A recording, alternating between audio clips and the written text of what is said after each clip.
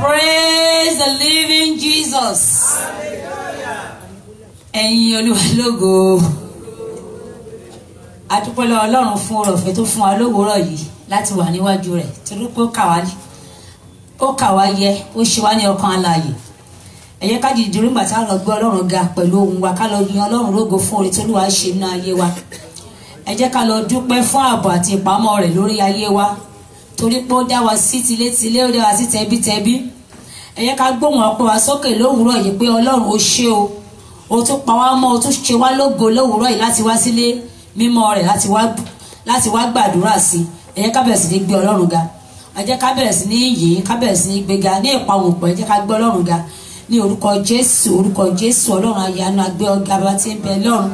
A dúpẹ́ lọ́wọ́ rẹ̀, yìn ológo fún oore ọ̀fẹ́ àlàáfíà tó fún wa fún ìmọ́lẹ̀ àlàyé tó jẹ́ kó mú wa lówùúrọ̀ yìí ní orúkọ Jésù. Olúwa gbọ́ ọpẹ́ wa fún ààbò àti ìpamọ́ fún gbogbo ẹbí, fún gbogbo ọkàn ìdílé Ọlọ́run.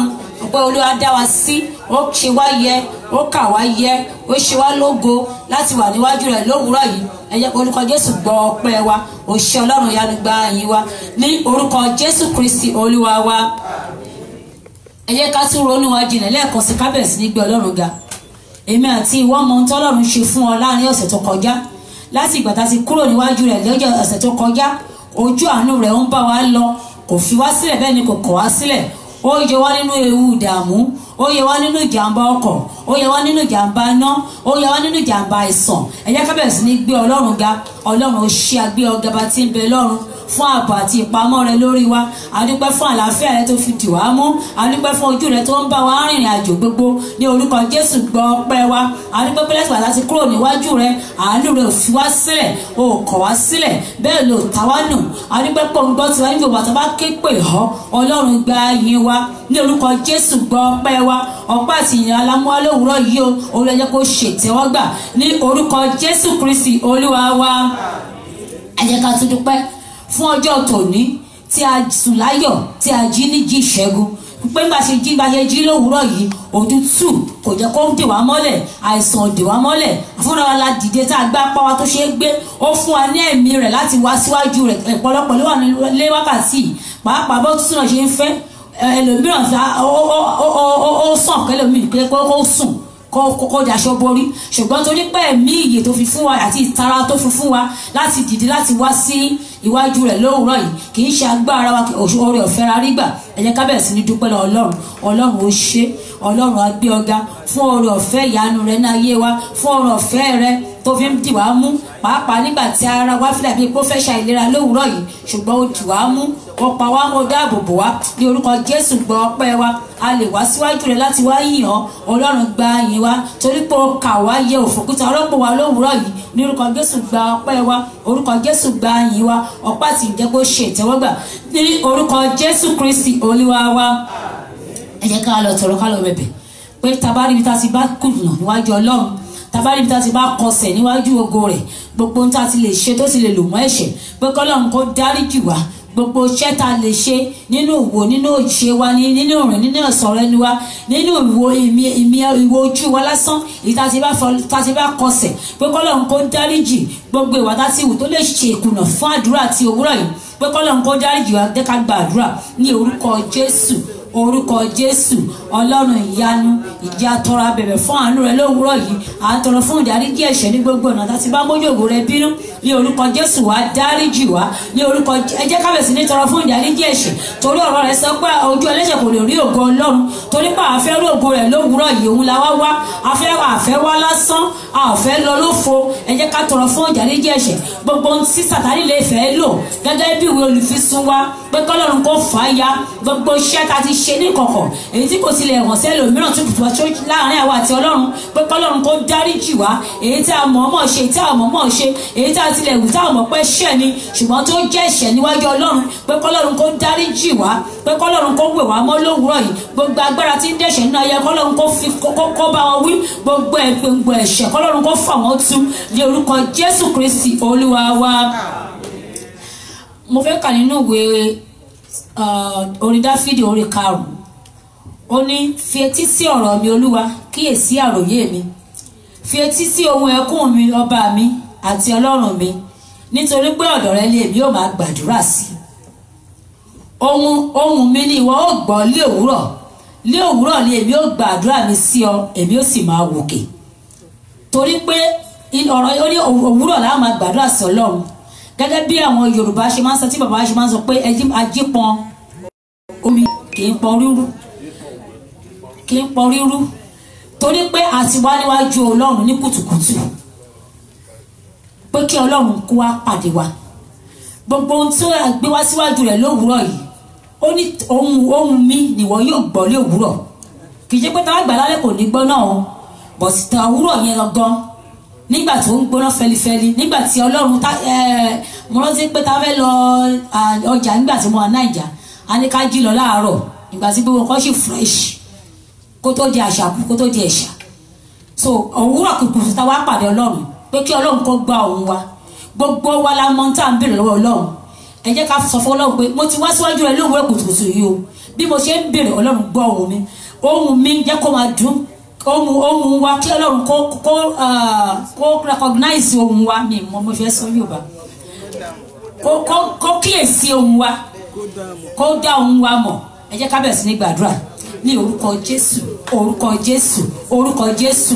Ǹjẹ́ Ọlọ́run mo ti ké pè ní kùtùkùtù òwúrọ̀ yìí o, ní ọjọ́ ìsinmi òní, ọjọ́ mo ké pè ọ́ fún gbogbo ohun tí mo ń wá níwájú rẹ ní orúkọ Jésù. Olúwa gbọ́ ohùn mi, Olúwa gbọ́ ohùn mi, Olúwa gbọ́ ohùn mi. Èyí tí mo ń ké pè nítorí àwọn lórí àwọn ọmọ ní orúkọ Jésù dá mi lóhùn. Èyí tí mo ń ké pè lórí ilé mi, Olúwa dá mi lóhùn. Èyí tí à ń ké pè lórí ìjọ Ọlọ́run, Olúwa dá wa lóhùn. Olúwa ṣàánú fún wa, àti wá lówó gẹ́gẹ́ bí ẹ̀ṣẹ̀ rẹ, àti wá oní kùtùkùtù, oní ẹnikẹ́wà oní kùtùkùtù, àwa yóò sì rí ọ. Àwa láti wá rí ọ ní Olúwa wá farahàn, Olúwa farahàn wá, Olúwa farahàn wá. Ìwọ la fẹ́ rí, ìwọ la wá, Olúwa bá wa pàdé ní orúkọ Jésù Kristi Olúwa wa.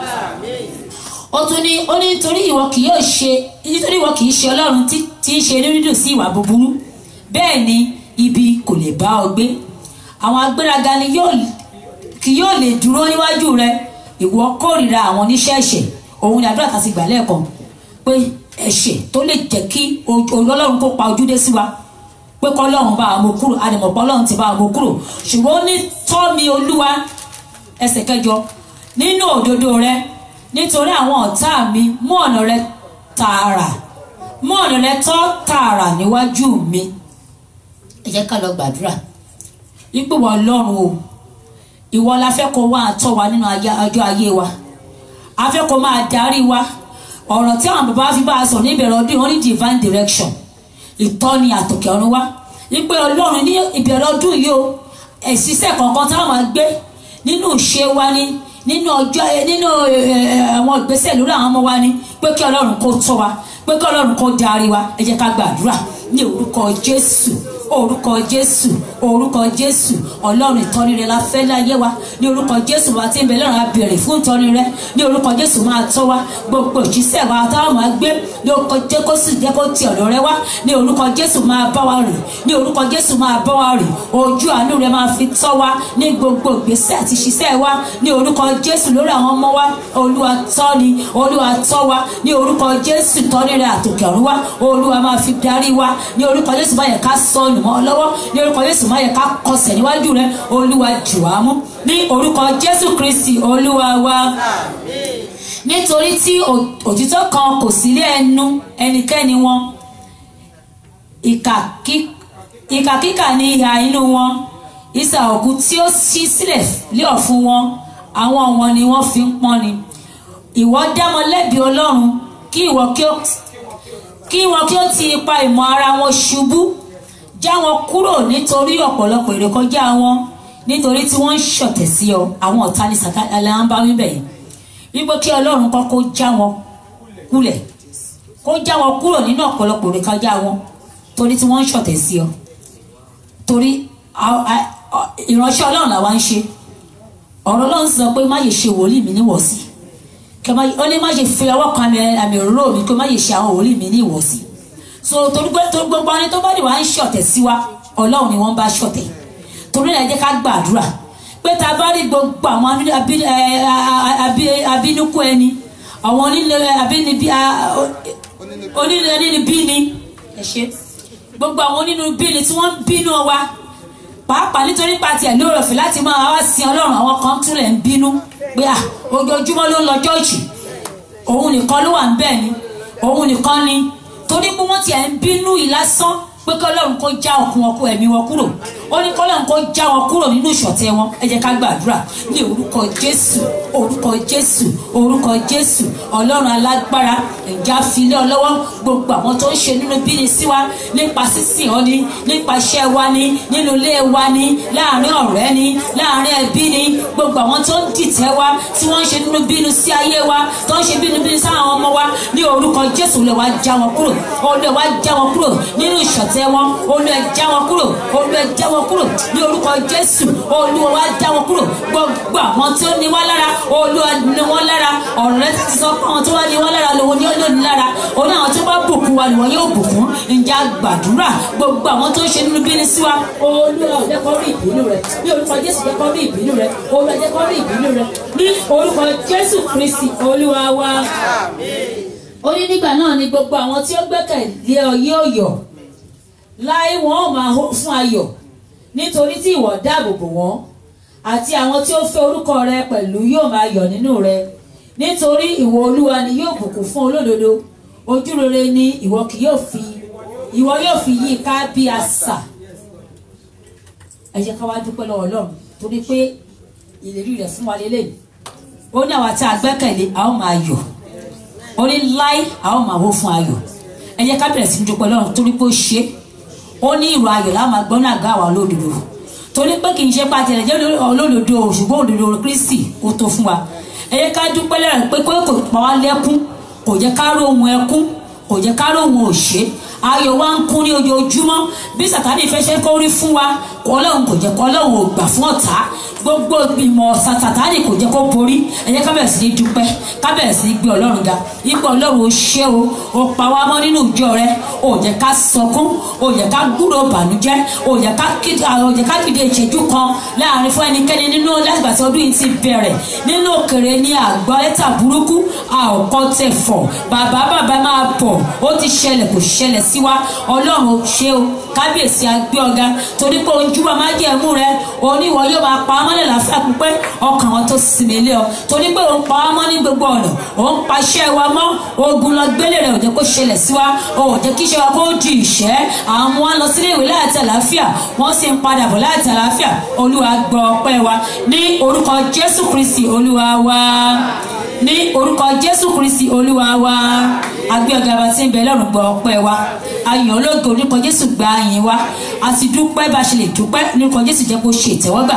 Gbogbo ìta ti tọrọ nípa ti ẹ̀ṣẹ̀ fún ìdáríjì, orúkọ Jésù wá dáríjì wá. Gbogbo ẹ̀ṣẹ̀ lọ fi bú ní wákàtí, orúkọ Jésù Olúwa dáná sun wọ́n. Gbogbo ẹ̀mí tí ń dẹ́ṣẹ̀ nínú ayé Olúwa dáná sun wọ́n. Ǹjẹ́ a tọrọ fún agbára ìmọ̀ràn láti sọ̀kalẹ̀ lówùúrọ̀, orúkọ Jésù wá sọ̀kalẹ̀. Gbogbo òsì tó kù tá a ṣe, gbogbo iṣẹ́ ìsìn wa tòní, orúkọ Jésù jẹ́ kó ti ọ̀dọ̀ rẹ̀ là wá. Àwọn ọ̀ránṣẹ́ rẹ̀ tí ó lò Olúwa wá gbé wa wọ̀. Ní ìparí ìpàdé yìí Olúwa wá bùkún fún wa. Jẹ́ ká lè máa yìn ọ́, kó òkùnkó jẹ́ tiwa Ọlọ́run, kí ìbùkún kó jẹ́ tiwa ní orúkọ Jésù Kristi Olúwa wa. Àmín.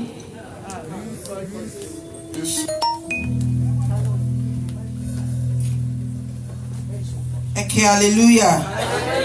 Ẹ ké hallelujah. Ká lọ dúpẹ́ lọ́wọ́ Ọlọ́run, ká lọ kọrin yìn sí Ọlọ́run ọ̀gá ògo, mímọ́ tó ń ṣe ohun gbogbo lódùlódù nínú ayé wa.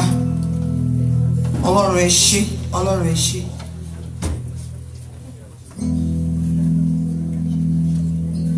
Ó mú mi rọ́jọ́ òní, mo wà láyé, mo wà láyé. Ó mú mi rọ́jọ́ òní, bàbá lókè ẹ̀wọ́ ọ̀pẹ̀ mi. Ọlọ́run ó mú mi rọ́jọ́ òní, mo wà láyé, mo wà láyé.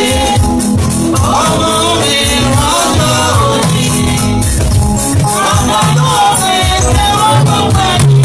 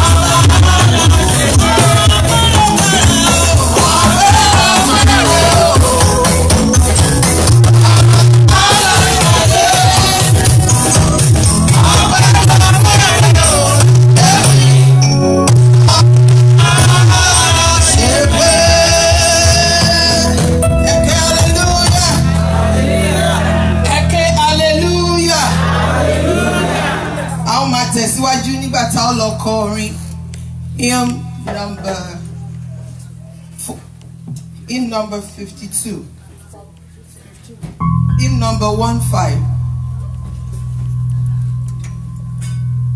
Ìjìnlẹ̀ nífẹ̀ẹ́ Jésù, ó ga púpọ̀, ó fẹ́ ni. Bí ìgbì omi òkun ńlá, bẹ́ẹ̀ ni ìfẹ́ rẹ̀ sí mi. Lọ́tùn lósì ní ìlọ́hùn ni mo rí ìfẹ́ rẹ̀ yìí. Ó ń tọ́ mi lọ lọ́nà ìyè títí wọn ó dé ilé mi.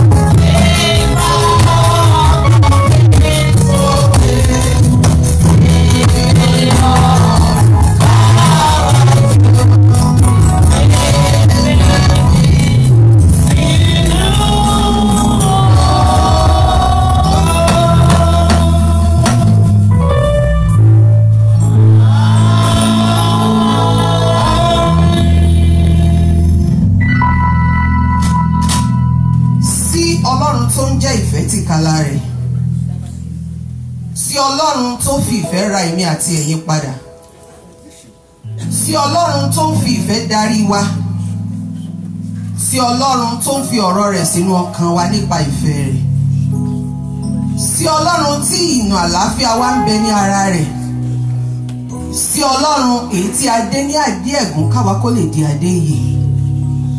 sí Ọlọ́run tí ìfẹ́ rẹ̀ pọ̀ jọjọ tó ní pé tó gba ago ìkorò wa ti ayé tó fún wa ní ago dídùn. Sí Ọlọ́run tí a kàn ní ìṣó ní ọwọ́ kí ọwọ́ wa kó bá lè ṣe rere láyé. Sí Ọlọ́run tí a kàn ní ìṣó ní ẹsẹ̀ káwa kí ó má bá rin àrìnà. Ọlọ́run ìyanu, Ọlọ́run tó sunkún káwa kó má bàa sunkún. Ọlọ́run tá a fa aṣọ ọrùn rẹ̀ tí a fà ya káwa kó má bàa rìn ní ìhòòhò. Ọlọ́run tí omi tú jáde ní ara rẹ̀ tí ẹ̀jẹ̀ tú jáde kó ba lè fún wa ní ìtura ní ayé. Ọlọ́run náà ni mo pè wá sí ìjọsìn sí ní wákàtí. Jẹ́ ká gbé ọwá sókè kí a bẹ̀rẹ̀ sí ní dúpẹ́ lọ́wọ́ rẹ̀. Ẹni tí kò ní àkàwé, ẹni tí kò ní àfiwé, sẹ́ni tá a lè fi ṣàkàwé Ọlọ́run yìí.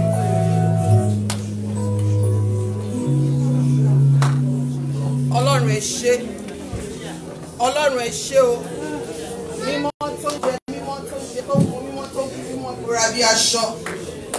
Tẹ́rẹ̀ tó kárí gbogbo ayé, adúpẹ́ aláyọ̀ ayìnyín lógo. Ẹ ṣé Olúwa, ẹ ṣé Ọlọ́run ọ̀gá ògo.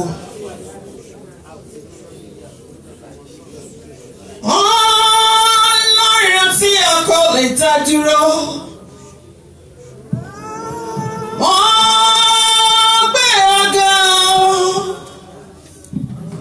Ọlọ́run tí a kò lè dá dúró. Wọ́n gbé ọ̀gá o. Ọba tó jẹ mímọ́, tó mú mímọ́, tó fi mímọ́ bọ́lá bí aṣọ. Alápá kábíkábí òpè mọ́ra ẹni jà sọ́dà jẹ́ arógun máa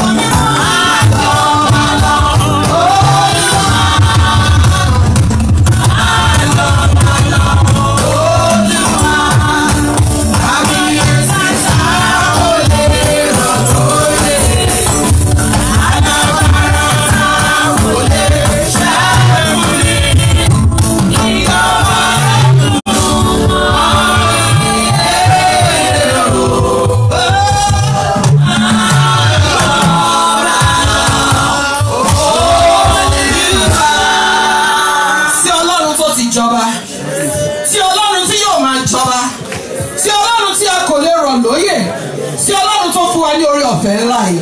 Sí ìwọ nìkan náà ni ọdọ́ gbogbo ògo àti ìyìn padà fún. Ní orúkọ Jésù Kristi ti Násárẹ́tì ní àjọsìn. Ẹ ké hallelujah. Hallelujah. Ẹ jẹ́ ká jókòó pẹ̀lẹ́mù níwájú Ọlọ́run níbi tí ẹ̀kúnrẹ́rẹ́ ayọ̀ gbé wà. Bí ó ṣe tutù níta, bẹ́ẹ̀ ni ayé wa máa ní àlàáfíà lórúkọ Jésù. Ọkàn wa balẹ̀ lórúkọ Jésù Kristi. A fẹ́ múra láti gbọ́ ọ̀rọ̀ Ọlọ́run.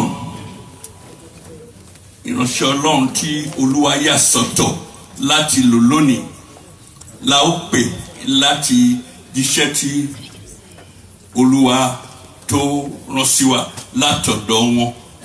Ṣùgbọ́n orin la máa kọ láti fi àdàgbà ètò náà lé ẹ̀mí mọ́ lọ́wọ́ nípasẹ̀ wọn. Bíbélì sọ pé ẹni tó bá jèrè ọkàn ọlọ́gbọ́n ènìyàn ni. Tó bá jèrè ọkàn tó bá wí zone. Ó ní ìràwọ̀ rẹ̀ á tàn.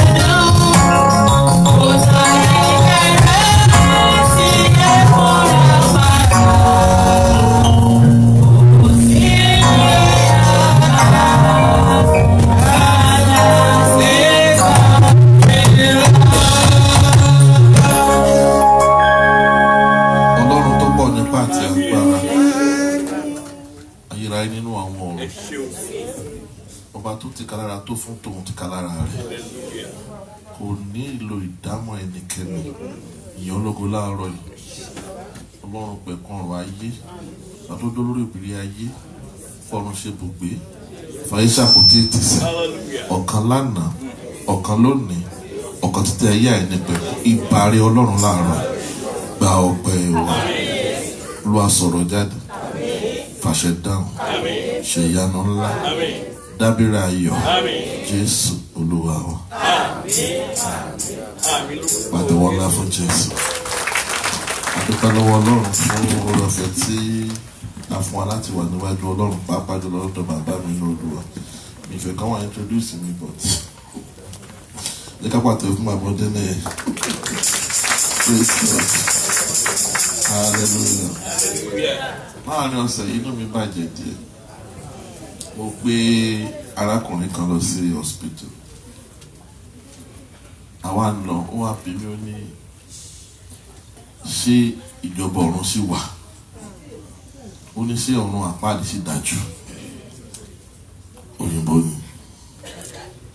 Wọ́n àwọn lọ, wọ́n á bẹ̀rẹ̀ sí sọ fọ́lọ́ Olúwa community máa sọ fún arákùnrin. Ó ní torí òun ti gbàgbọ́ débi ìkànkọ́ ọlọ́run gbádùn àwọn. Òun á kọ sí Sátánì pé kó dáhùn lóhùn. Ó ní Sátánì dẹ̀ dáhùn lóhùn.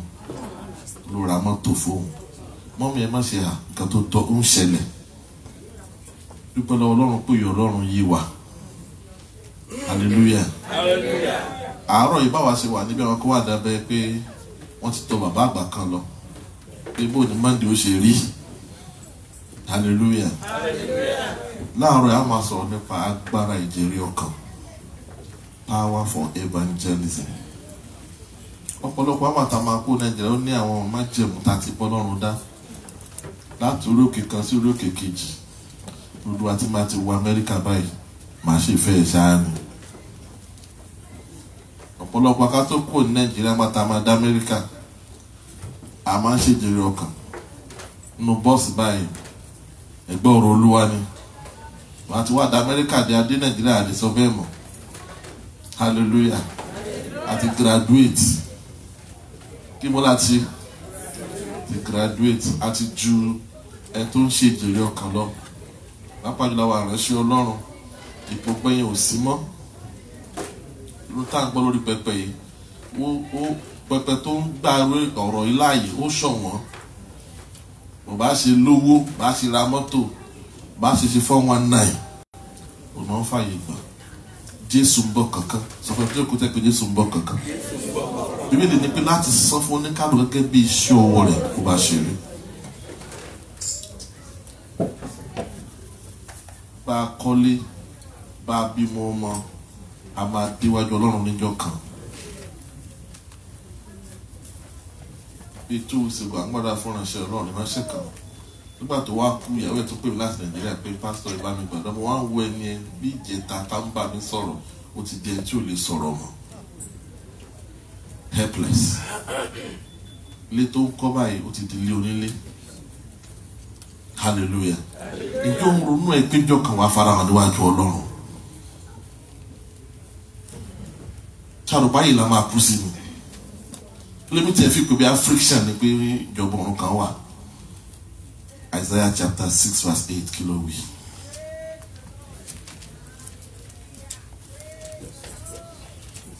Isaiah orí 6 ẹsẹ̀ 8.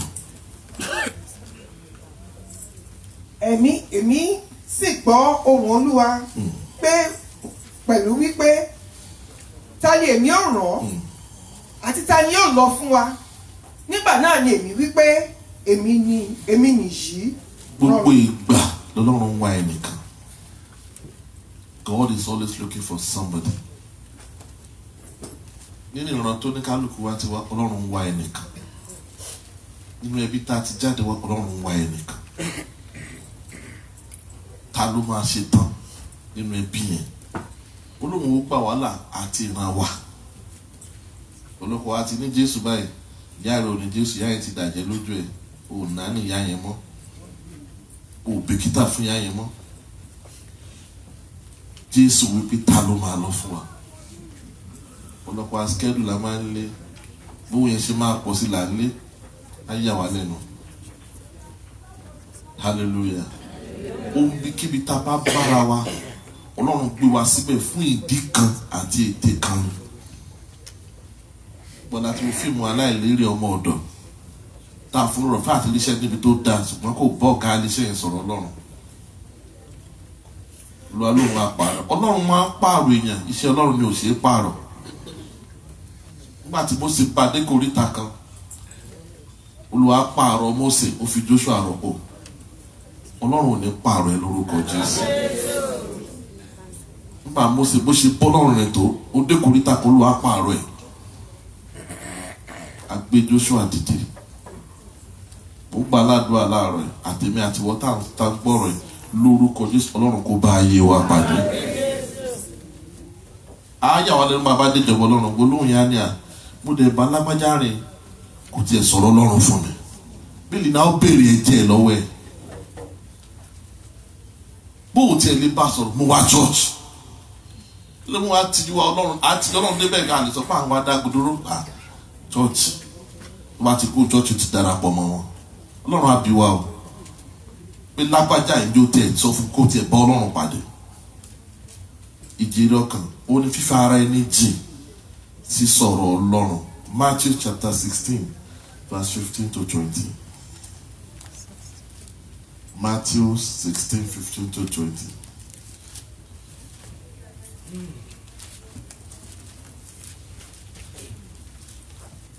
Any economic. Ó sì bi léèrè, ó bi wọ́n léèrè wípé ṣùgbọ́n ta ni ẹ̀yin fi mí pè? No, Mark 16, Mark 16.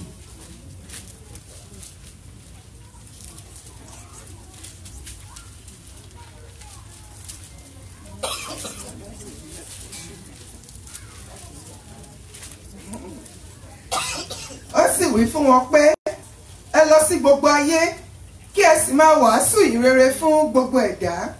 Ẹni tí ó bá gbàgbọ́ tí a bá sì bátísì rẹ̀ yóò là, ṣùgbọ́n ẹni tí kò bá gbàgbọ́ yóò jẹ̀bi. Hallelujah. Ẹni tí ò bá gbàgbọ́ tábà àwọn bẹ́ẹ̀lì mi á rí pé ọ̀rọ̀ yẹn lẹ́tà red la fi kọ́ ìyẹn túmọ̀ sí pé àṣẹ ni òfin dẹ̀ ni kò ṣe yí padà. Hallelujah. Ẹ jẹ́ ká jókòó máa. Arákùnrin mo wá bá pàdé mo sọ fún ní alẹ́ ìjẹta yẹn mo dín Sátánì gbé mọ́tò fún olóògbé mọ́tò fún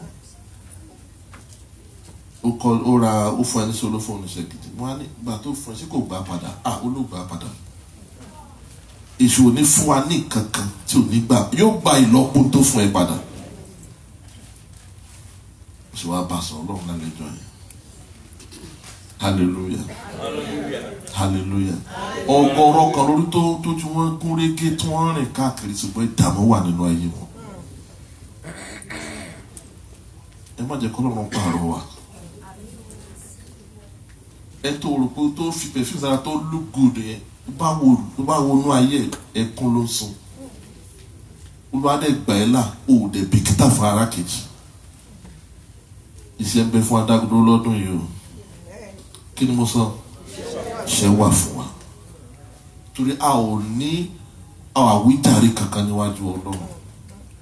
Ṣówó ni ò fún ẹni ṣàlàáfíà ló fi jẹ níyà ni ṣíṣẹ́ ni ò fún ẹni ó bẹ́ táwọn ìlú lọ́pọ̀lọpọ̀ ìgbà kí ló wá kù tá a lè sọ̀rọ̀ yìí ṣojú ló ń tì wá Jésù tá a bá tijú nù ayé Ọlọ́run ó tijú wa níwájú bàbá wọn ṣùgbọ́n Ọlọ́run tijú ẹ̀ ní àwọn òpè míì òfìṣẹ́ rántá ló ní òpè 2 Corinthians chapter 5 verse 18 kí ló wí.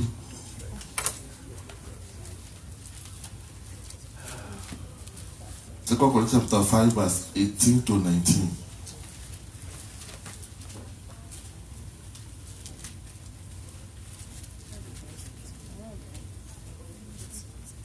Ohun gbogbo sì ti ọ̀dọ̀ Ọlọ́run wá. Ẹni tí ó sì ti ipasẹ̀ Jésù Kristi bá wa làjà sọ́dọ̀ ara rẹ̀ tí ó sì ti fi iṣẹ́ ìránṣẹ́ ìlàjà fún wa. Èyí ni pé Ọlọ́run wà nínú Kristi ó ń bá aráyé làjà sọ́dọ̀ ara rẹ̀ kò sì ka ìrékọjá wọn sí wọn lọ́rùn ó sì ti fi ọ̀rọ̀ ìlàjà lé wa lọ́wọ́. Hallelujah. Mo wá ti bá radio station 105.7 mo ti bá wọn ṣe mo ti bá wọn di ọ̀rẹ́ má ti lọ láàárọ̀ bẹ́ẹ̀ máa gbé sí ìgbé kúrò. Hallelujah. Ọjọ́ kan fún girama kan àtọmọ ìmúgbọ́n lọ sí tí wọ́n á gbọ́rọ̀ yẹn ẹni tó wá wá sí ẹgbẹ́ sí ń sọ̀rọ̀ pé ibi ẹ̀ ṣe máa gba Jésù But I want to madam, do you hear what this man said? Say yes. Are you ready to give a life? Say I'm ready. You want to know what they say confess Jesus when they buy Jesus. Ọlọ́run ṣe tán ẹ jẹ́ ká yọ̀ǹda ara wa fún Ọlọ́run. Ó kàn tá gbọ́dọ̀ mọ̀ ni pé o lè bọ́ lọ́rùn dùwò pọ̀ káyé o mọ̀ rí ayé ò lè rí bákan náà. Tó ló ti jẹ́ òṣùra níwájú Ọlọ́run ọ̀tá ò lè mú ẹ lọ anyhow. When you are committed to evangelism, your life is secure in the hand of God. Hallelujah. Hallelujah. Hallelujah. Àwọn oríṣi ọ̀nà mẹ́ta lè fi ṣèjìrò kan lórí pẹpẹ báyìí. Number 1, pulpit evangelism, aggressive and planned àwọn evangelism pé àfẹ́ jáde ní gbogbo wa. Ẹlẹ́kẹta náà pé ní passive one bóyá láàrin ibi tá a ti ń ṣiṣẹ́. Ẹlòmíà kan wẹ̀ á ní church wo ló ń lọ. Last week, Mr. Thomas, are you a deacon? You know I'm a pastor. No wonder. Where's your church? Praise the Lord. Ọlọ́run ṣe tán ẹ jẹ́ ká fi ayé wa, iṣẹ́ wa, owó wa, ẹ jẹ́ ká fi bọ̀wọ̀ fún Ọlọ́run, ká fi tọ́ka Kristi. Jòhánù ní òun ṣe Jésù. Olùsùgbẹ́ nìkan ń bọ̀ tó ṣe kíni tí ẹ bàtà rẹ̀ òun ò lè ṣe kíni òun ò lè. Bàtà Jésù dẹ̀ bí ó tọ́ka ó ní òní ọ̀dọ́ àgùntàn Ọlọ́run tó ṣe kíni tó mọ ẹ̀ṣẹ̀ kó gbélé ní Jésù. Àwọn àni Jòhánù tọ́lọ́run tún gbé dìde báyìí láti tọ́ka Jésù. Tí ayé bá gbọ́gbọ́n àti fídíò recording Ọlọ́run jù bẹ́ẹ̀ lọ. Jésù àrùn wà lọ́wọ́. Tímótì 2:4-5.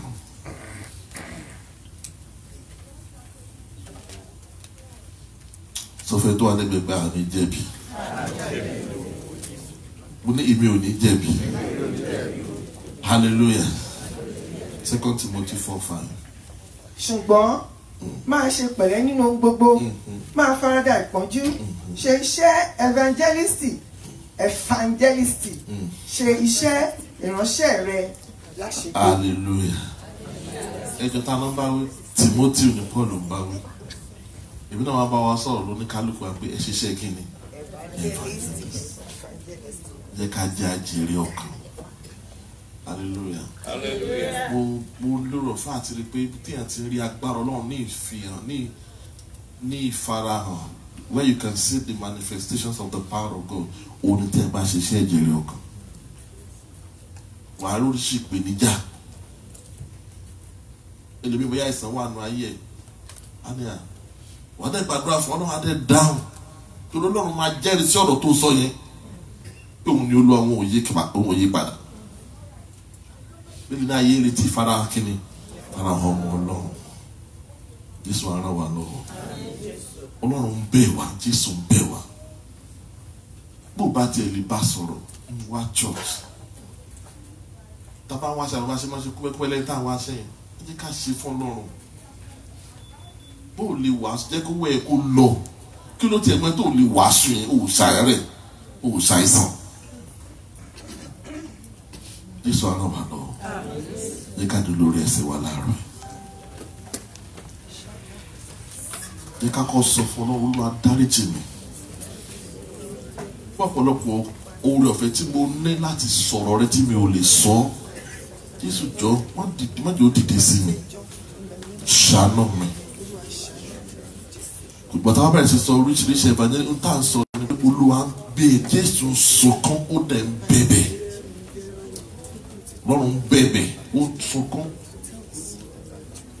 Olúwa fún mi ní òǹgbẹ. Ọlọ́run fún mi ní òǹgbẹ. Wọ́n ṣe ní adọ́run mòótọ́. Ó ń raṣọ sí Ọlọ́run ó fún ọ náà. Ṣé kó gbà láfíà yẹn ló wá dáa? Olúwa ṣàánú mi. Ọlọ́run mo bẹ̀ ọ́ ní ṣàánú mi. Mo jẹ́ pé tẹ́lẹ̀ báyìí gbogbo ẹ bó ṣe ń gbóná fáfáfá rẹ̀ wá dá Amẹ́ríkà ó dìdàkudà. Ọlọ́run ṣàánú mi, dá mi padà. Ìfẹ́ àárọ̀ tó sọnù ló bá mi wá nínú ayé mi.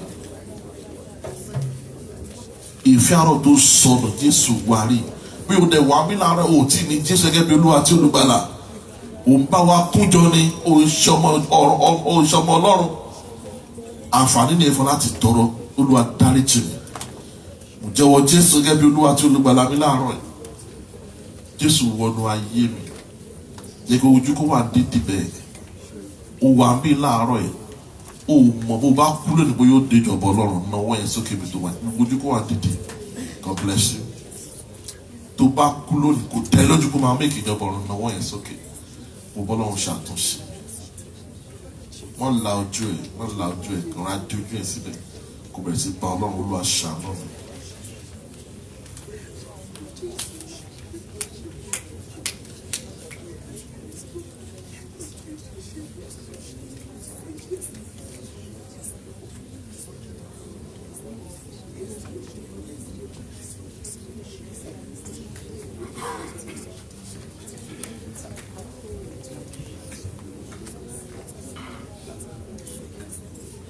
Bóyá ọ̀dẹ̀ wà ń bí láàárọ̀ Olúwa ti ń bá ẹ sọ pé òun fẹ́ lò ẹ fún jèrè ọkàn náwó yẹn sókè bí tó wà yẹn. God bless you. Náwó yẹn sókè dáadáa kó kọjá orí ẹ náwó yẹn sókè. God bless you. Ó fẹ́ díjú Jésù mọ̀ wọ́gán ṣe tán náwó yẹn sókè. Adúpẹ́ fún wọn tó ná sókè yẹn. Mo ti pinnu Olúwa mo ṣe tán. Olúwa tún retí àwa kọ̀ọ̀kan bá ṣe náwó sókè ẹ jáde síta wá tá a náwó sókè ẹ jáde síta. Olúwa tó dé mímí sí mo ṣe tán. God bless you. God bless you.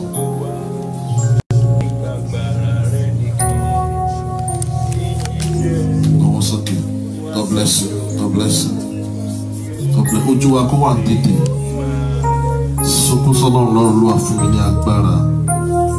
Jẹ́ kí n lè ṣe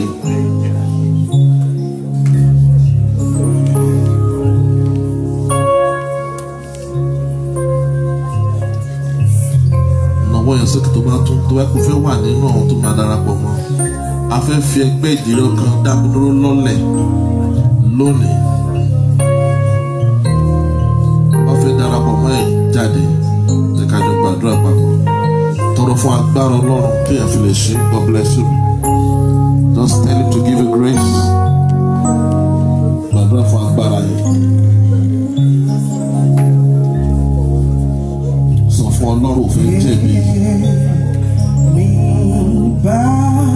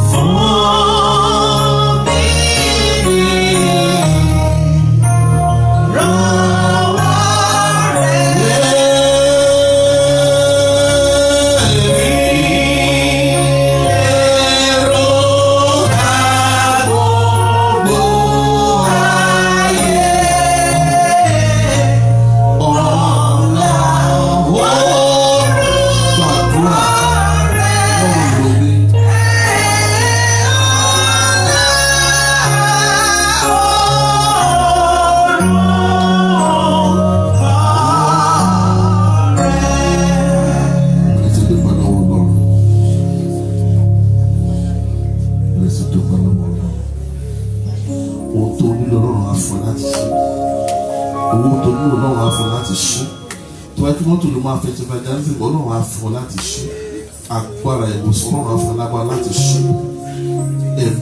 ẹ̀mí tó tayọ bí ẹ̀fí lè báyà sọ ọlọ́run á yọ̀ ọ́ láàárọ̀ ìfún wa agbára tá a fi lè ṣiṣẹ́ àgbẹ̀ fún wa láàárọ̀ agbára ọ̀tún tá a fi lè tijú àgbẹ̀ fún wa láàárọ̀ aha wa máa yí padà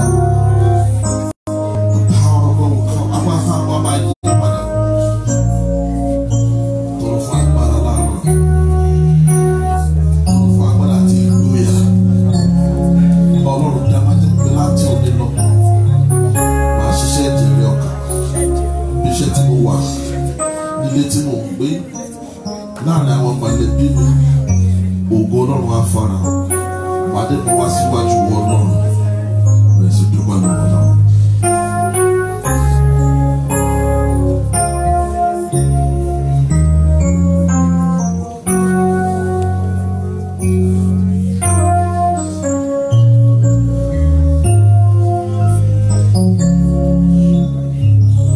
Jésù Olúwa wa lọ́run á dúpẹ́ lọ́wọ́ yín á dúpẹ́ fún yín ọkàn wọ̀nyí ìtọ́ pinnu láti darapọ̀ mọ́ ẹgbẹ́ Ajílẹ̀ Ọkàn fún Daguduro lónìí 20th January 2019 lórúkọ Bàbá Ọmọ àti Ẹ̀mí Mímọ́ a fi ẹgbẹ́ ìlélẹ̀ lẹ́dẹ̀ àbọ̀ ọ̀dámọ́dé mú pa òní ìjà òkulẹ̀ àwọn máa pẹ̀ka sí láti pa wá Daguduro yóò di púpọ̀ láti pàwọ́ ìjọba ọ̀run yóò kéré ìjọba ọ̀jọ̀rọ̀ àpáàdé a máa kéré sí ìjọba ọ̀run a máa gbèrú sí lọ́wọ́ ṣàánú fún wa jáde olùṣe àti olùgbọ́ ọ̀rọ̀ náà ní ọjọ́ ológo lọ́run kàwáyé fún ìjọba àbọ̀ ọ̀dá má jẹun látòlú lọ òǹtà ní owó òǹtà ní ọlá iye wa agbára wa àgọ́ wa yìí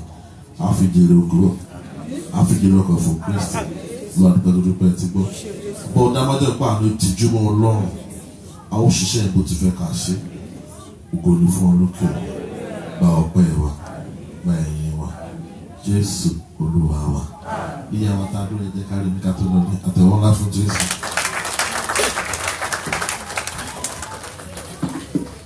Hallelujah. A dúpẹ́ lọ́wọ́ ọlọ́run fún ètò Olúwa ń ṣe láàrin wa ọlọ́rọ̀ àti olówó ó bára ẹ̀ ní ìjọba pẹ̀lú òtòṣì aláìní ṣùgbọ́n òtòṣì wà ní ìjọba ti àlàáfíà ti ọlọ́run ọlọ́rọ̀ ó ń joró nínú iná ó wá sọ fún Ábúráhámù ó ní rán Lásárù sí ayé kó lọ bá mi kìlọ̀ fún àwọn mo ní àwọn àbúrò 5 mi ò fẹ́ kán joró bí mo ṣe ń joró yìí ohun àkọ́kọ́ tí mo kíyèsí ni pé Lásárù olójújú lára ni ó wà níwájú ilé olówó yìí ó ń tọrọ ó tún dé ìjọba ọ̀run wọ́n tún fi ṣe mẹ́sìnjà lọ ó kọjá ayé ẹ̀ Ábúráhámù wá sọ pé ẹni tí ó fẹ́ fi ṣe mẹ́sìnjà lọ yìí ó ti dọ̀gá ẹ̀ ní ìjọba tí a wà yìí a ò lè rán lọ ó ní ṣùgbọ́n àwọn Oyèdèmí àwọn Akíntán àwọn Fúnkẹ́ Ṣówẹ̀mímọ́ wọ́n wà ní ayé o tí wọ́n máa lọ sọ fún wọn yẹn làwọn tó jáde àti gbogbo wa náà lápapọ̀ àwa kan wà tí a ń fi ìwà àti ìṣe wa tí a fi ń polongo Kristi ẹnìkan wà láàrin wa yìí wọn ò mọ irú ẹni tó jẹ́ ẹni yẹn wọ́n dẹ̀jọ́ iṣẹ́ fọ́dún 10 ní hospital nígbà tó ẹ̀ṣẹ̀ wa mọ̀ pé ìyàwó pásítọ̀ ó lábàjọ ìyàwó pásítọ̀ ní ìwà àti ìṣe wa la máa kọ́kọ́ fi polongo Kristi lẹ́yìn náà la ó wá tọ́ka wọn sí Kristi àwa ni wọ́n máa kà bí epistle àrínú wa bíbá yìí tí ó ṣe bí Andrew lọ́wọ́ kọ́rí Kristi bí olùgbàlà Messiah gbẹ̀yìn ọ̀kan kọ́ recognize Messiah Andrew ni ó wá padà lọ mú ẹ̀gbọ́n ẹ̀ Pétérù wá ó ní mo ti rí olùgbàlà ṣùgbọ́n Andrew ó rẹ́rẹ́ lẹ́ẹ̀dẹ́ bíi wípé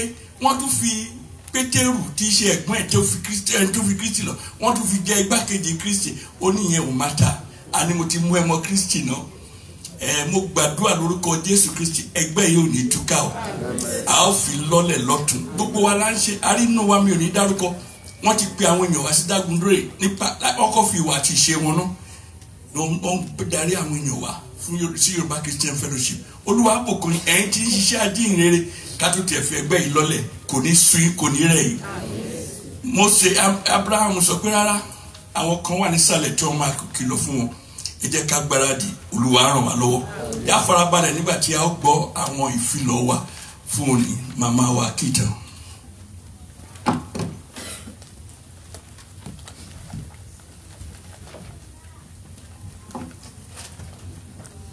Hallelujah. Ẹ jọ̀ọ́ tá bá rí ẹni tó ń bá wa jọ́sìn fún ìgbà àkọ́kọ́. Tá bá rí ẹnikẹ́ni tó ń bá wa jọ́sìn fún ìgbà àkọ́kọ́. Iṣẹ́ ìrere wa. Àbí? Ẹ rí? Oh, praise the Lord. Ẹ dìde mà, ẹ dìde. Ẹ jọ̀ọ́ máa kí lórúkọ yín?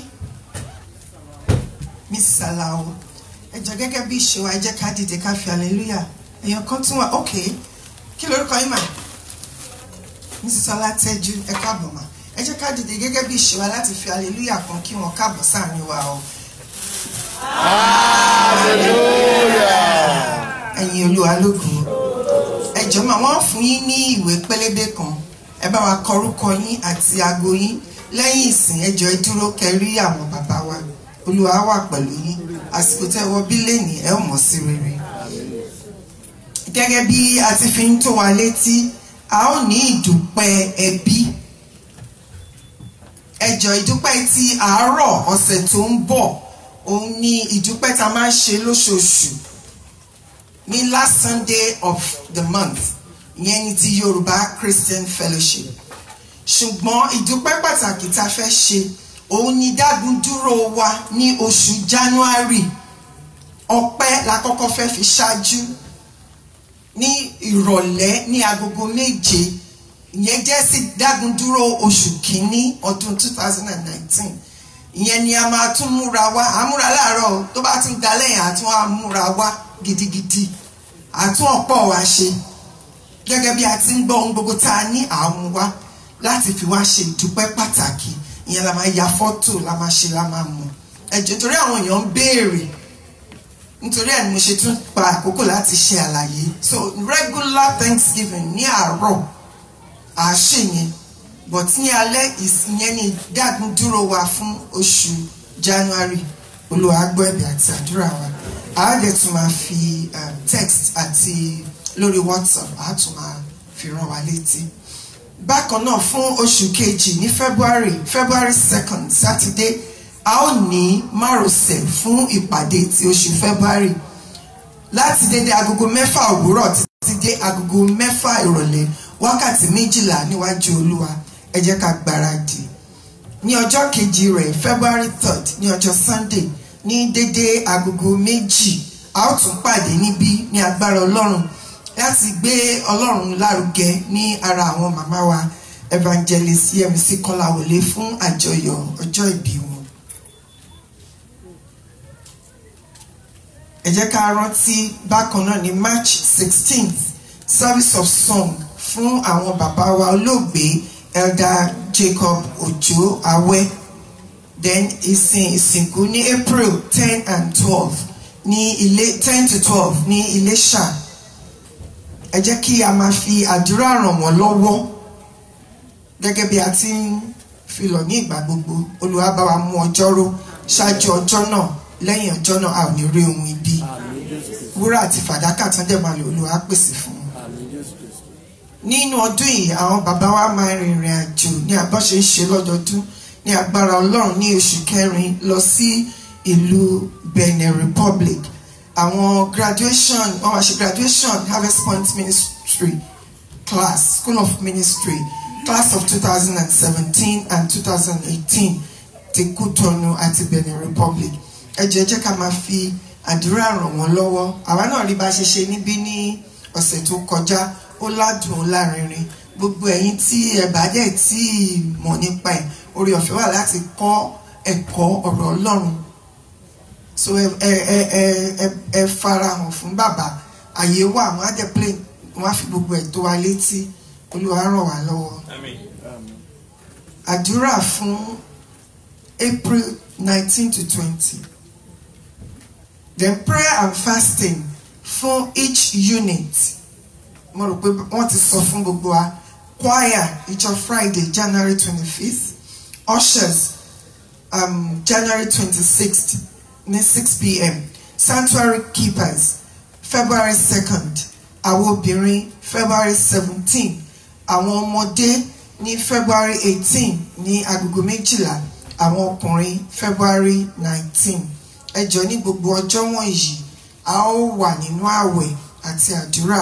A ó máa fi àdúrà ran ẹgbẹ́ tí a bá wà ní ọwọ́ kí Olúwa kó fún wa ní agbára láti ṣiṣẹ́ tí wọ́n pè wá fún. A ó dẹ̀ máa gbàdúrà fún ìṣọ̀kan ẹ̀mí nínú ẹgbẹ́ náà. Ohun tá a máa lò ààyè wúrà àti fàdákà kí Olúwa kó jọ nínú àánú rẹ̀ kí ó fi fún gbogbo wa. A ó tún máa fi lọ síwájú láti rán wa létí. A ó dẹ̀ máa fi text àti WhatsApp messages tẹ̀lé. Ìpàdé orí ìlà wà ní agogo 6 ní ọjọ́ Sunday nírọ̀lẹ́ ọjọ́ ìsinmi. Ní ọjọ́ Wednesday ní agogo 9 sí aago 10:15. Ẹ jẹ́ já polongo ẹ̀ ní èdè Gẹ̀ẹ́sì nítorí àwọn ọmọ wa àti ó lè jẹ́ part of our evangelism náà fún àwọn tí ò bá gbọ́ Yorùbá. Ẹ jẹ́ ká sọ fún wọn nípa ti ọjọ́ Wednesday ní èdè òyìnbó. Bákan náà àdúrà tí a máa ń gbà ní òwúrọ̀ ní agogo 6:30. Ẹ jẹ́ ká tún à ń ṣe dáadáa gẹ́gẹ́ bí bàbá ṣe máa ń sọ lórí ìlà ṣùgbọ́n ẹ jẹ́ ká túbọ̀ polongo ẹ̀. Èmi mú ọ̀pọ̀lọpọ̀ tí Olúwa ń lò tó máa tún máa bẹ̀bẹ̀ pé ká fi kíní yẹn ránṣẹ́ máa yọ bàbá rẹ̀ máa yọ bàbá Jaifas lẹ́nu. Àwọn náà tún fẹ́ fi fún àwọn èèyàn ni tó lè wò lórí YouTube tí àwọn pẹ̀sì lè wò lórí YouTube tàbá ṣe tán ẹ lè fi. You never know, many times people say èmi ni Ọlọ́run bá mi láàárọ̀ ọjọ́ yẹn. Olúwa gbẹ̀bí àti àdúrà wa. Ẹ jọ̀ọ́ àwọn bàbá wa, the main fellowship should wait after the service for a brief meeting. Ìpàdé kúkúrú àti àwọn obìnrin náà torí a ní ìfilọ̀ pàtàkì a ò ní pẹ́. Ọ̀pọ̀lọpọ̀ ẹ̀yin obìnrin náà kì í dúró. Ẹ jọ̀ọ́ a ní pẹ́. A ní ìfilọ̀ pàtàkì tá a fẹ́ ṣe. Olúwa gbẹ̀bí àti àdúrà wa. Bákan náà àwọn tó wà nínú pẹpẹ ìyìn ìpàdé wà ní òní ní agogo 7 ní bíbáyìí sà ní dédé agogo 7. Ẹ jọ̀ọ́ ẹ jẹ́ ká fi sọ́kàn gbogbo pẹpẹ ìyìn kọ́mítì Olúwa gbọ́ ẹ̀bẹ̀ àti àdúrà wa. Tí ìfilọ̀ mìíràn bá wà àwọn bàbá máa fi tó wa létí. Hallelujah. Hallelujah. Hallelujah. Èmi ni wọ́n fi fún láti gba ọrẹ lónìí. Ẹ jẹ́ ká sáré wo ìwé Fílípì orí 4 ẹsẹ̀ 17. Philippians chapter 4 verse 17. A máa rí ṣe lórúkọ Jésù Kristi. A ò ní ṣàìní lórúkọ Jésù Kristi. Philippians chapter 4 verse 17. Ẹ rántí ní jẹjọ a sọ pé a máa mú ọrẹ pàtàkì wá fún missionary work. Ẹ̀yin ọ̀ṣẹ́ ẹjọ́ ẹ bá wa pè mí tí mo tèmi lọ ní láti jẹjọ mo ti lóòdẹ wa. Ṣé mọ̀ pé àwa Ìjẹ̀bú láwọ́ gidi gan láwọ́ sí Ọlọ́run. Number one businessman, successful businessman láàrin ilẹ̀ Yorùbá Ìjẹ̀bú ló ti wá. Hallelujah. Àwọn ìgbà náà láwọ́ ìjọ. Ẹ̀wọ̀n á pín fún wa. Philippians chapter 4 verse 17. Ẹjọ́ ẹ farabalẹ̀ gbọ́ nǹkan tí màmá fẹ́ ká ọ̀rọ̀ tí màmá fẹ́ ká. Kì í ṣe nítorí tí èmi ń fẹ́ ẹ̀bùn náà. Kì í ṣe nítorí pé èmi ń fẹ́ ẹ̀bùn náà. Ṣùgbọ́n èmi ń fẹ́ èso tí yóò máa di púpọ̀ nítorí yín. Mo fẹ́ kí àkáǹtì yín lọ́run kó bàa lè di púpọ̀ ni. Kò sí gímì kankan tí ìránṣẹ́ Ọlọ́run ṣe tó jèrè kankan lórí ẹ̀. Tí a bá pín envelope 3, a fẹ́ darí ẹ̀ sí iṣẹ́ Olúwa ni. Bíbẹ́ tí a bá wọ envelope tí wọ́n fún ẹ ti missionary wọ́n kọ síbẹ̀ wípé mo ní àwọn ènìyàn kan tí wọn ò sí láàrin yín wọ́n wà ní òkèèrè rere ó lé àwọn pẹ̀lú ni mo fẹ́ mú wá láti darapọ̀ mọ́ yín a ní kó àwọn ará Benin Republic wá bí ṣùgbọ́n tówó wa tọ̀hún tó bá ṣiṣẹ́ wọn bẹ́ẹ̀ ni pé àjọ ń ṣọ̀kan ṣiṣẹ́ olúwa ni. ẹ gbọ́ ẹ̀yin ọmọ ọlọ́run, bíbélì sọ pé ẹnikẹ́ni tó bá fún tálákà ní owó, èmi ọlọ́run, òun ọlọ́run lẹ ń wín. àwọn arábí ò ní gbégbá báárà láéláé, ṣùgbọ́n tí a bá rí àìní wọn tí a bá nawọ́ sí, ọlọ́run á wá san padà fún wa. mo máa ń sọ fẹ́nìkẹ́ ẹni tó bá ń sọ pé wọ́n ń yọ mí lẹ́nu jù, wọ́n á kàn máa béèrè owó. mo ní ẹ ṣe pàṣípààrọ̀ ayé, ìwọ fa ara rẹ sí àyè ẹni tó ń tọrọ. ṣé bẹ́ẹ̀ tó ń béèrè lọ́wọ́ ẹ̀yẹ tó bá ní kò ní bẹ́ẹ̀ sọ báyìí ni ṣe ẹni tó ń fúnyàn, wọ́n ní òkè lọ́wọ́ afúnni ń gbé. iléèwé 8 la ní Republic of Benin, a ní 2 ní Togo, wọn ò tọrọ o. àtijọ́ tí a ti ń ṣe ọjà ń lọ kò dúró. nítorí ẹ̀ tí ẹ bá fi ohunkóhun tí ẹ bá fi síbí ba iṣẹ́ olúwa lẹ́nu fi ń ṣe missionary ni, African mandate ni, wọ́n dẹ̀ ní account tí wọ́n fowó yẹn sí. olúwa á bùkún wa lórúkọ Jésù Kristi. èkejì ní ìdámẹ́wàá. ẹjọ́ tí a bá ń sọ̀rọ̀ ìdámẹ́wàá, òróǹro ni o, ẹ má jẹ́ o. ẹnìkan ní ìdámẹ́wàá tòun òun fún àwọn homeless ni, wàá gbèrè homeless. ọlọ́run á san, of course tí ẹ bá fún homeless lówó ọlọ́run á san. ṣùgbọ́n ti ìdámẹ́wàá ó ní ẹ mú wá kí oúnjẹ bá lè wà ní ilé mi, kémi bá lè bá kòkòrò ajẹnirun wí. ó fẹ́ bá kòkòrò ajẹnirun wí ni, kí insurance lè wà lórí income wa. èmi ọlọ́run kan tọ́lọ́run ṣe fún mi jọ mí lórí púpọ̀. bí o bá ṣe oṣù kan tí o bá dùbúlẹ̀ àìsàn, ṣe ni ọlọ́run ló yọ ẹ́ lọ́wọ́ àìsàn. ó yá wá gbé ìṣirò lé pé tí o bá ṣàìsàn èló ló o bá sọ fún dókítà, oye tọ́lọ́run fi save ẹ nìyẹn. hallelujah. ìdámẹ́wàá ni 10% of your income kó tó yọ tax, kó tó yọ bill. aláti fi yé wa, tí ẹ bá ní church tí ẹ ń sàn ìdámẹ́wàá yín sí, kò sí èèwọ̀ ń bẹ o, ṣùgbọ́n ẹ sàn ìdámẹ́wàá.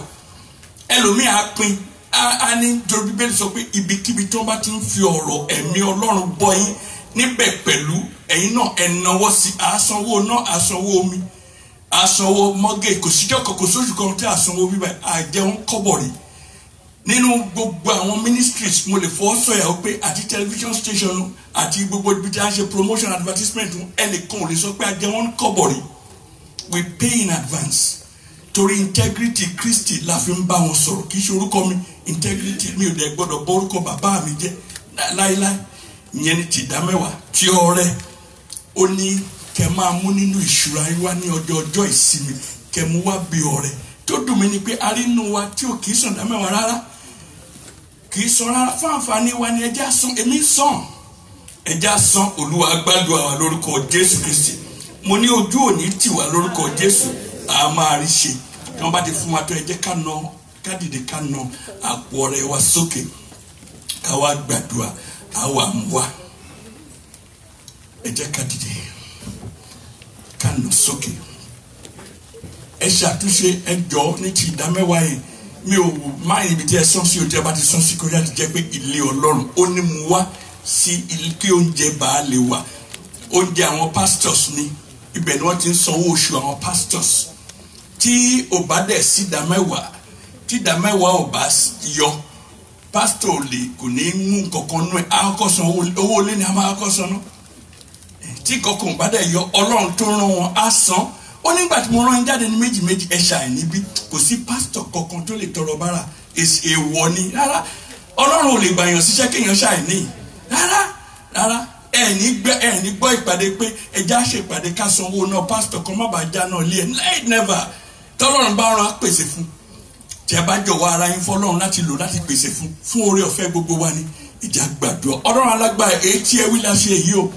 bíbélì sọ pé ká má ṣe wá síwájú ọlọ́run lófo, pé a wá bí a rí nǹkan mú wá, ẹ̀yin lẹ pèsè fún wa. ọlọ́run gba ẹ̀yìn àtọ́pẹ́ wa.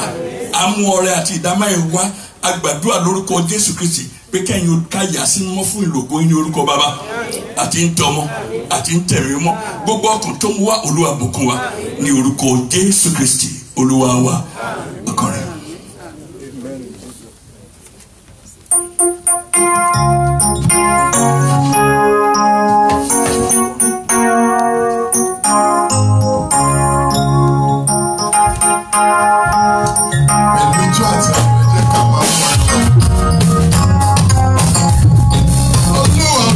Olúwa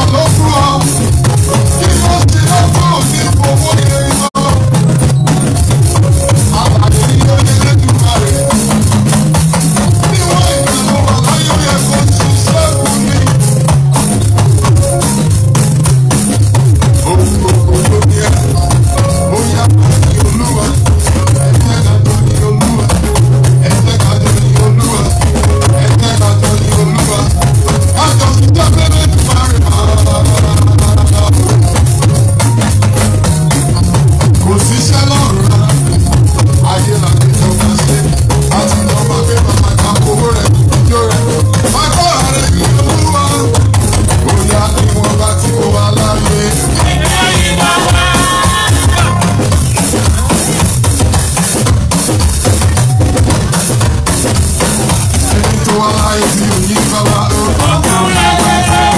Ó yá ọba onílé ayọ̀. Ọba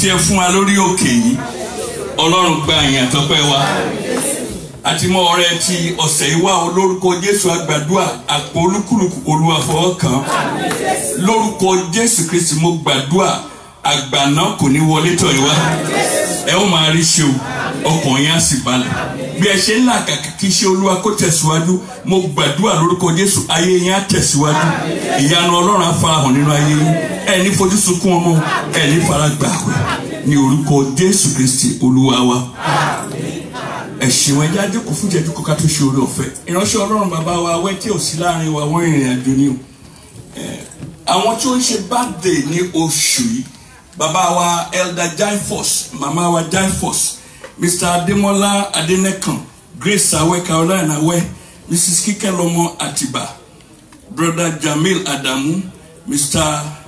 Eyitayo Ogunkunle àti gbogbo ẹni tó ń ṣe birthday ní oṣù yìí a ó mú ọpẹ́ pàtàkì wá ní ọjọ́ mẹ́jọ on the 27th ní àárọ̀ ní Yorùbá Christian Fellowship ẹ jẹ́ ká fi ẹ̀mí ìmoore hàn fún t'Olúwa ń ṣe ìwé kan wà tí wọ́n ń pè ní ìwé Madandofo insurance mọ́tò ni bẹ́ẹ̀ ni ti ẹ̀mí wà bẹ́ẹ̀ ni ti ìlera wà health insurance wà life insurance wà bẹ́ẹ̀ ni ti mọ́tò wà $40 lè tó kéré jù Madandofo fóṣù kan tí ẹ bá ti tí ò bá ti ṣe accident tó bá tó ń bọ̀ ẹ tún sọ $40 ṣùgbọ́n ẹnìkan wà tí kì í jẹ́ accident kó ṣẹlẹ̀ sí wa èló la ń fún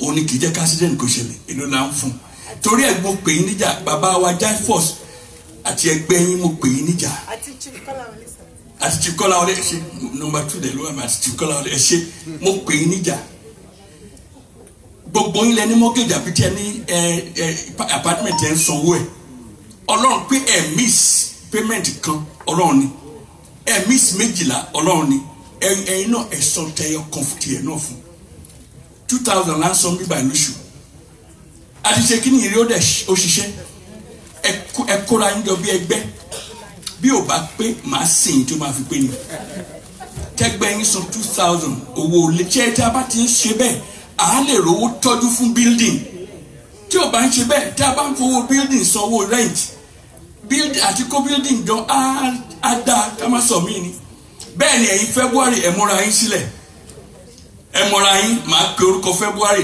ní 27 màmá ọdẹ́nì ẹ wà ní February màmá Kọ́láwọlé wà ní February mo mọ̀ yín máa wá yín wálé tí ò bá ti pé àwọn ìlà ti gbáradì ayẹmi January mi ò mọ bí mo ṣe kà mi ò January ṣe gbogbo ẹ̀yin tí orúkọ yín tí mi ò porúkọ yín tí ẹ mọ̀ pé January ẹjọ ẹrí mi kẹtó lọ àjọ máa ṣe ni á dẹ̀ ṣe lórúkọ Jésù ojú ní tiwa lórúkọ Jésù Kristi màmá wa Victoria tàbí wọn sí bí Agnes Akínfẹ́wá wọn sí bí Yínká Jaifos wà bí màmá wa Ọláwùnmí Mary ẹ̀yin méjì tí a wà bí ẹjọ ẹrí mi lẹ́yìn sí ẹ ṣe mo níṣẹ́ pàtàkì kan tọ́lọ́run ní kí n fún yín láti ṣe ojú òní tiwa gbogbo ọkùnrin wọn ní ká dúró ṣèpàdé àwọn ọ̀gá wa fẹ́ rí wa o ẹ jẹ́ kí a farabalẹ̀ ká ṣèpàdé yẹn kí àwọn làwọn obìnrin náà máa ṣèpàdé àbí ẹ ṣe ẹ jẹ́ kí a gbàdúrà a fi lọ́lẹ̀ náà kẹ́tù ṣèpàdé ẹ ṣe hallelujah ẹ jẹ́ ká dìde ká gbàdúrà.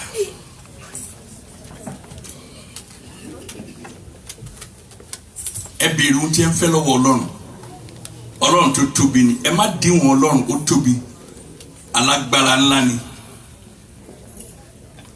kí lẹ fẹ́ kọ́lọ́run ṣe tí ẹ máa padà wá níjọ́ mẹ́jọ wá dúpẹ́ lọ́wọ́ ẹ béèrè lọ́wọ́ ẹ má wo size ohun tó ń dojúkọ yín ẹ size Ọlọ́run ní kẹ́ wò superimpose the size of God Almighty over that issue at stake. Great God olóborí Gòláyátì ní àfonífojì ẹ̀là ó rọ̀jò àparò ní síbùdó ó pèsè mánà fún 40 ọdún àti 40 ọjọ́ 40 ọdún ló fi pèsè mánà bàtà ẹsẹ̀ wọn ò gbó aṣọ wọn ò gbó wọn ò ní télọ̀ tí wọ́n fi rìnrìn àjò yẹn aṣọ wọn ò sì fàya oúnjẹ ọ̀run ni wọ́n jẹ fún 40 ọdún òun lọ́lọ́run tó pèsè bá a sọ̀rọ̀ ó dáàbò bo Daniel ní ihò kìnìún Daniel ò fọwọ́ kàn bá Ọlọ́run sọ̀rọ̀ wọ́n sọ Shadrach Meshach àti Abednego sínú iná ìléru nírètí pé wọ́n máa kú wọ́n jáde wọ́n tún jẹ gómìnà ni wọ́n gba promotion ní bá Ọlọ́run sọ ó wò sùsùn ó ní ọmọ òrukàn mo fẹ́ fi ẹ́ ṣe aya ọba ní ilẹ̀ àjòjì èmi náà ló lè ṣe kó pé bímọ ó sì ṣe kò sẹ́ni tó dá dúró bá Ọlọ́run sọ̀rọ̀.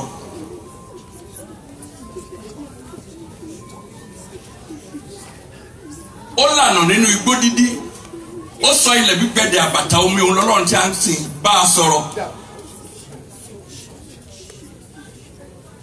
afọ́jú náà ni ó ní mi ò mọ̀ bóyá ènìyàn mímọ́ ni àbí ènìyàn mímọ́ ni ó ní ṣùgbọ́n lánàá mo fọ́jú lónìí mo ríran bá a sọ̀rọ̀.